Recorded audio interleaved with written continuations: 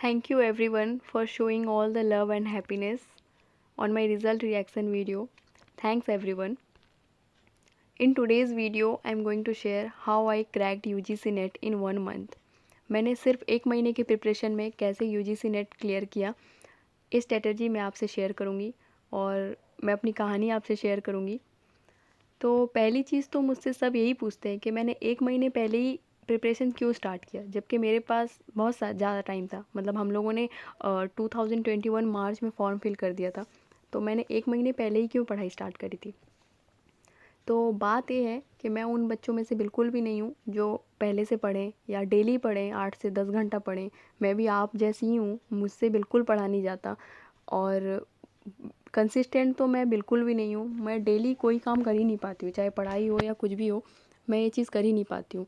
जब हम बाकी बच्चों को देखते हैं ना, बच्चे बोलते हैं हम लोग दिन में 10-10 घंटा पढ़ाई करते हैं, ये करते हैं, वो करते हैं, तो हमारा तो आधा मोटिवेशन वहीं चला जाता है। हम लोग तो वहीं आधा टूट जाते हैं और सोचने लगते हैं कि नहीं, हमसे तो होगा ही नहीं। जो बच्चा 10 घंटा पढ़ाई करता है वही कुछ क्रैक कर पाता है, वही क्लियर कर पाता है। ऐसे हम अपने मन में बिठा लेते हैं और हमारा आधा जोश वहीं ख़त्म हो जाता है कि हम तो वैसे कर ही नहीं पाते, तो हमसे होगा ही नहीं, इसलिए हम लोग अपना बेस्ट देने की कोशिश ही नहीं करते, हम लोग ट्राई ही नहीं करते। ट्रस्ट मी गाइज़, ऐसा बिल्कुल भी नहीं है। आप जैसे हो, बस सही तरीके से आपने अगर पढ़ाई करी, सही प्लानिंग के साथ, मतलब हार्ड वर्क करने की ज़रूरत नहीं है, स्मार्ट वर्क आप अगर करेंगे तो कोई भी एग्ज़ाम आप क्लियर कर सकते हैं। मैंने 1 महीने पहले स्टार्ट करी थी, इसके पीछे मेरी स्टोरी है। लेकिन कोई भी एग्ज़ाम हो, मैं आपको गारंटी दे के बोल सकती हूँ, 6 महीना पहले आप अगर स्टार्ट करें ना सही तरीके से, मतलब धीरे धीरे करके, या फिर 3 महीना पहले भी, यूजीसी नेट एग्ज़ाम अगर आप 3 महीना पहले भी स्टार्ट करते हैं सही तरीके से, तो आप नेट क्या जेआरएफ भी क्रैक कर सकते हैं। मैं अपनी स्टोरी बताऊँगी, मैंने 1 महीना पहले ही क्यों स्टार्ट करी थी। बेसिकली बात ये हुई थी, मेरा पोस्ट ग्रेजुएशन 2021 में ख़त्म हुआ। उसके बाद मैंने एमफ़िल के लिए अप्लाई किया। नेट की ओर मेरा बिल्कुल भी ध्यान नहीं था, तो मैंने 3 यूनिवर्सिटी में एमफ़िल के लिए अप्लाई किया था और तीनों में एंट्रेंस में अच्छे मार्क्स थे। एक में तो रैंक 1 था और वाइवा भी बहुत अच्छा गया था, लेकिन मेरा सिलेक्शन कहीं भी नहीं हुआ था। उन लोगों ने मुझे रिजेक्ट कर दिया था क्योंकि मेरे पास नेट का सर्टिफिकेट नहीं था और इस बात से मैं बहुत ज़्यादा टूट गई थी। दिसंबर 2 तारीख था जब सारे रिज़ल्ट्स आ गए थे और मेरा कहीं भी सिलेक्शन नहीं हुआ था, हर जगह रिजेक्शन ही मिला था। फिर मैंने मन में ठान लिया कि मुझे तो इस बार नेट क्लियर करना ही करना है, बस किसी भी हालत में मुझे नेट का सर्टिफिकेट चाहिए। तो बस वहीं से मैं मोटिवेट हो गई और मैंने सोचा कि वैसे भी मेरे से हर चीज़ कुछ, मतलब एग्ज़ाम्स के एक दिन पहले ही मैं पढ़ने वाली में से हूँ, तो ऐसी कोई बात नहीं है। अभी भी 15 दिन है, क्योंकि उस टाइम पे मेरा एग्ज़ाम 15 दिसंबर को कंडक्ट हो रहा था। मैं सोशियोलॉजी से हूँ, लेकिन ऊपर वाले के करम से एक्सटेंड हो गया डेट और फिर जनवरी 4 तारीख हो गया। तो मोटा मोटा सा मेरे पास 1 महीना मिल गया था।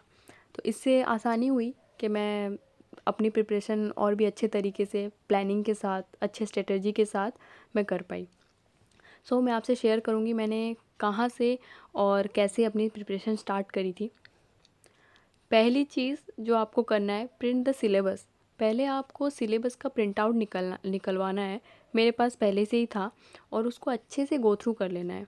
चाहे आप 3 महीना पहले से स्टार्ट कर रहे हो या फिर 6 महीना पहले से, तो आपको पहले तो सिलेबस को प्रिंट निकलवा के अपने सामने रखना है और उसको अच्छे से गो थ्रू करना है कि कहाँ से कौन कौन से टॉपिक हैं, उसके रिसोर्सेज कहाँ मिलेंगे, उसको आपने पहले से पढ़ा है या नहीं, कौन से बुक्स में है, वो सब कुछ आपको देख लेना है, चाहे आप किसी भी सब्जेक्ट से क्यों ना हो।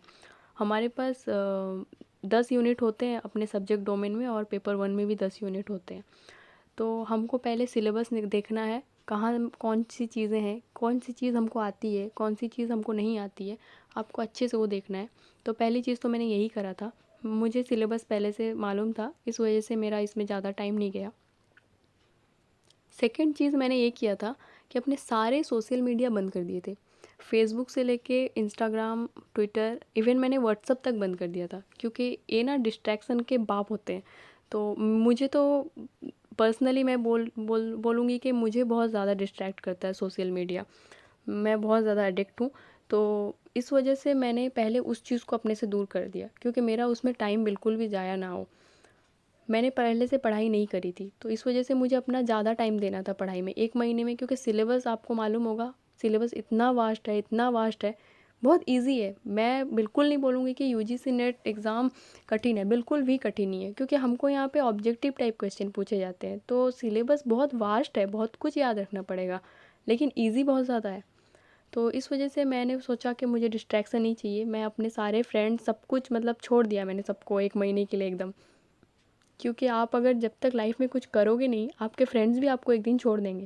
तो पूरी ज़िंदगी तो मज़े कर लिए हैं, 6 महीने 3 महीना अगर किसी से दूर रह लोगे तो क्या चला जाएगा। तो इसलिए मैंने पहले तो सोशल मीडिया बंद कर दिया। वैसे भी इससे इतनी ज़्यादा नेगेटिविटी आती है, आप भी कभी कभी अपने डेली रूटीन में सोशल मीडिया को बंद करके देखिए, अच्छा लगेगा। थर्ड चीज़ मैंने ये किया कि अपने बेसिक्स और फाउंडेशन मैंने क्लियर किए। एक्चुअली मेरा फाउंडेशन और बेसिक्स पहले से क्लियर था, क्योंकि मेरा ये सब्जेक्ट मैंने यूजी में भी पढ़ा है और पीजी में भी पढ़ा है। तो मुझे मेरे जो बेसिक्स थे ना वो क्लियर थे और कॉन्सेप्ट क्लैरिटी भी मुझे थी। तो आपको अगर ये चीज़ नहीं है तो आप सीधे सिलेबस में कूद जाओगे तो फिर कोई फ़ायदा नहीं होने वाला है। पहले तो आप बेसिक्स क्लियर करिए। बेसिक्स क्लियर करने के लिए कोई भी सब्जेक्ट हो, एनसीईआरटी के बुक्स बहुत अच्छे होते हैं या फिर इग्नू के मटेरियल्स, उससे आप पढ़ सकते हैं। उसके बाद आप सिलेबस में जाइए, वरना कुछ समझ नहीं आएगा। हम लोग यही छोटी छोटी गलतियों की वजह से 2 साल 3 साल 4 अटेम्प्ट 10 अटेम्प्ट के बावजूद भी क्लियर नहीं कर पाते, लेकिन बच्चे फर्स्ट अटेम्प्ट में ही क्लियर करते हैं। वैसे ये मेरा सेकंड अटेम्प्ट था, मैं झूठ नहीं बोलूँगी। तो पहले तो आप अपना बेसिक्स क्लियर करिए, और मेरा बेसिक्स पहले से क्लियर था, इस वजह से मैंने 1 मंथ में अपनी प्रिपरेशन अच्छे से कर ली। वरना 1 महीने में कोई ही ऐसा बच्चा होगा जो क्लियर कर पाए, जिसको कुछ नहीं मालूम होता सब्जेक्ट के बारे में, और 1 महीने में वो कैसे पढ़ेगा। अगर मुझे सोशियोलॉजी का नहीं मालूम या मुझे सोसाइटी क्या होती है नहीं मालूम, तो मैं कैसे क्रैक करूँगी एग्ज़ाम। वो नेक्स्ट टू इम्पॉसिबल है। तो ये सब बिल्कुल मीथ है कि मैंने 15 दिन में क्रैक कर लिया, 1 महीने में क्रैक कर लिया, ये सब कहने की बातें हैं। जिनका बेसिक्स क्लियर होता है, पहले से चीज़ों के बारे में मालूम होता है, वही क्लियर कर पाते हैं। वरना कोई भी ऐसे लेजेंड नहीं है वो क्लियर कर लेगा 1 ही महीने में सब कुछ A to Z, ऐसा हो ही नहीं सकता है। मैंने पहले से पढ़ा था, पिछले साल मैंने जब तैयारी करी थी तो मुझे थोड़ी बहुत चीज़ें आती थी, इस वजह से मैं सिर्फ 1 महीना उसमें टाइम दी और हो गया। ऐसी बेकार की बातें हैं कि हम लोगों ने इतने कम टाइम में कर लिया, ये सब कुछ एकदम मिथ है। सच्चाई तो कुछ और ही है, और आप लोग प्रिपरेशन कर रहे हैं तो आपको अच्छे से मालूम होगा कि कितना ज़्यादा सिलेबस और कितना ज़्यादा पढ़ना पड़ता है। नेक्स्ट चीज़ आपको करनी है, कंप्लीट योर सिलेबस। आपके पास अगर इनफ टाइम है तो आप आराम से सिलेबस कंप्लीट करिए। मेरे पास कम टाइम था, इसलिए मैं सिर्फ 70% ही कंप्लीट कर पाई। लेकिन आप बिल्कुल भी ऐसे मत करिए। आप अगर पहले से प्रिपरेशन कर रहे हैं, प्रिपेयर कर रहे हैं, तो फिर आप अपने सिलेबस को पूरा कंप्लीट करिए। मैंने 70% ही अपने सब्जेक्ट का कंप्लीट करा था, क्योंकि मेरे पास टाइम बहुत ज़्यादा कम था और सिलेबस तो बहुत ही ज़्यादा वास्ट है। तो इस वजह से मैंने सिलेबस को कंप्लीट करा। और सिलेबस में जो लिखा होता है उसके और भी अंदर अंदर से ही क्वेश्चंस आते हैं, तो हमको बस सिलेबस में जो लिखा है उसको नहीं पढ़ना है, उसके और भी दूसरी दूसरी चीज़ें हमको पढ़नी पड़ती हैं, क्योंकि एग्ज़ाम हॉल में वरना ऐसे लगता है कि आउट ऑफ सिलेबस आ गया। नेक्स्ट चीज़ आपको करनी है, solve PYQs and mock test. आपको कम से कम 7 से 5 साल के PYQs सॉल्व करने हैं। इससे आपको क्लैरिटी मिल जाती है और आप एनालाइज़ कर सकते हैं कि कौन सा सब्जेक्ट ज़्यादा इम्पॉर्टेंट है और कौन से सब्जेक्ट से हर साल क्वेश्चंस बनते हैं, क्योंकि नेट के एग्ज़ाम में क्वेश्चंस रिपीट ज़रूर होते हैं। तो इससे आपको समझ आ जाता है। तो आप ना PYQ सॉल्व करें और उसके साथ साथ उसको एनालाइज़ भी करें कि कोई जैसे टॉपिक है कम्युनिकेशन। कम्युनिकेशन में क्लास कम्युनिकेशन जो टॉपिक है उससे हर साल क्वेश्चंस बनते हैं, क्लासरूम कम्युनिकेशन। तो उस पे हमको ज़्यादा फोकस करना होता है। तो जब भी हम PYQ सॉल्व करते हैं, हमको एक तो क्लैरिटी बन जाती है कि कहाँ कहाँ से क्वेश्चंस बन रहे हैं और किस पोर्शन में हमको ज़्यादा ध्यान देना है। और मॉक टेस्ट ज़रूर लगाएं, क्योंकि हम सारा प्रिपरेशन करके तो जाते हैं, जब एग्ज़ाम हॉल में बैठते हैं हम टाइम मैनेज नहीं कर पाते। जब हम मॉक टेस्ट लगाते हैं, जब हम क्वेश्चन सॉल्व करते हैं, तो हमको टाइम मैनेज करना आ जाता है। मैंने एक गलती पिछले साल करी थी, इसलिए मैं सिर्फ 7 मार्क्स से रह गई थी।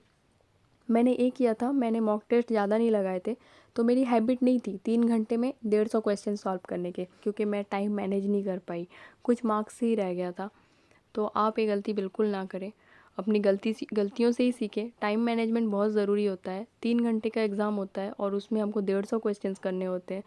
आजकल तो क्वेश्चंस इतने टफ़ आ रहे हैं ना, यूपीएससी लेवल के, बहुत ज़्यादा एनालाइज़ करने की कैपेसिटी चाहिए।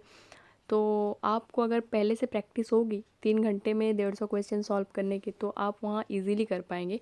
हमको आते तो क्वेश्चंस बहुत सारे हैं, लेकिन हम एक तो घबरा जाते हैं और दूसरी चीज़ हम टाइम मैनेज नहीं कर पाते, इस वजह से हम चूक जाते हैं। तो आप ये गलती बिल्कुल ना करें। जितना हो पाए आप मॉक टेस्ट लगाएं और PYQ सॉल्व ज़रूर करें। नेक्स्ट चीज़ ये है, revise in every 3 to 4 days. मेरे पास टाइम कम था और मैं हर 2 से 3 दिन लगते थे मुझे एक यूनिट कंप्लीट करने में। तो मैं उसको जैसे ही कंप्लीट हो जाता था, उसके दूसरे ही दिन मैं उसको दोबारा उसको रिवाइज़ करती थी। क्योंकि जब मैं एक यूनिट से दूसरे यूनिट में जाती थी, तो उसके पढ़ाई और इसके मतलब कॉन्सेप्ट थोड़ा तो बहुत सिमिलर होते थे और मैं पूरा कंफ्यूज, क्योंकि समझ ही नहीं आता था कि ये क्या है और ये क्या है। तो फिर जब मैं उसके साथ साथ इसको भी रिवाइज़ करती थी, तो मुझे समझ आ जाता था कि नहीं, ये अलग है और ये अलग है। तो आप ये चीज़ भी ज़रूर करें। हम पढ़ तो लेते हैं, उसको जब रिवाइज़ नहीं करते तो भूल जाते हैं। आप उसको हमेशा रिवाइज़ करते रहे, रेगुलर रिवाइज़ करें। जैसे कि स्टैटिक जीके हो गया, उसको तो आप दीवार में चिपका दें, जहाँ पे भी आप सोते हैं या फिर कहीं आपके स्टडी टेबल के पास। इससे आपकी नज़र हमेशा वहाँ पड़ती रहेगी, तो वो चीज़ याद रहती जाएगी। स्टैटिक जीके वगैरह याद करना एक दिन में नहीं होता है, महीनों लग जाते हैं। सबसे इम्पॉर्टेंट चीज़ है, don't forget we have 2 papers. हमारे पास 2 पेपर्स होते हैं, एक तो हमारा सब्जेक्ट डोमेन होता है, दूसरा पेपर 1 होता है। और बहुत सारे बच्चे बोलते हैं कि पेपर 1 टफ़ है, पेपर 1 टफ़ है, लेकिन ऐसा बिल्कुल नहीं है। पेपर 1 में 80% चीज़ें जो हैं हम लोगों ने स्कूल में पढ़ा हुआ है, स्कूल और 12th तक पढ़ा ही हुआ है। तो उसमें कोई बड़ी बात नहीं है। बस हम लोग भूल चुके हैं वो सारी चीज़ों को, हम लोगों का फाउंडेशन क्लियर नहीं है, हम लोगों का बेस क्लियर नहीं है। इस वजह से हमको लगता है पेपर 1 बहुत ज़्यादा कठिन है, ऐसा बिल्कुल नहीं है। और सबसे मार्क फेचिंग तो पेपर 1 ही होता है। तो आप पेपर 1 में ज़रूर ध्यान दें। आप प्रैक्टिकल और थियरी को अलग अलग कर लें। आप जिसमें स्ट्रॉन्ग है आप उसी को पढ़िए। आप अगर 6 से 7 यूनिट भी अच्छे से पढ़ के जाते हैं, आपके 30 से 35 मार्क्स तो मतलब 30 से 35 क्वेश्चन तो पक्के ही हैं। तो हमेशा आपको यही ध्यान रखना है कि हमारे पास 2 पेपर्स हैं और दोनों को ही साइमल्टेनियसली पढ़ना ही है। ऐसा नहीं है कि बस एक ही पेपर को पढ़ते जाएं, दूसरे को भूल जाएं। इस वजह से ही हम लोग का क्रैक नहीं हो पाता। तो आप दोनों ही पेपर को इक्वल टाइम दें और टाइम मैनेज करके पढ़ाई करें।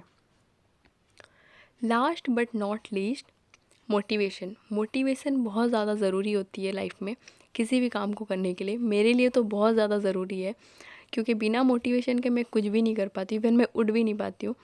तो मैंने इसको बनाए रखने के लिए पहले तो एग्ज़ाम में फ़ेल होना ये सबसे बड़ा मोटिवेशन था मेरे लिए।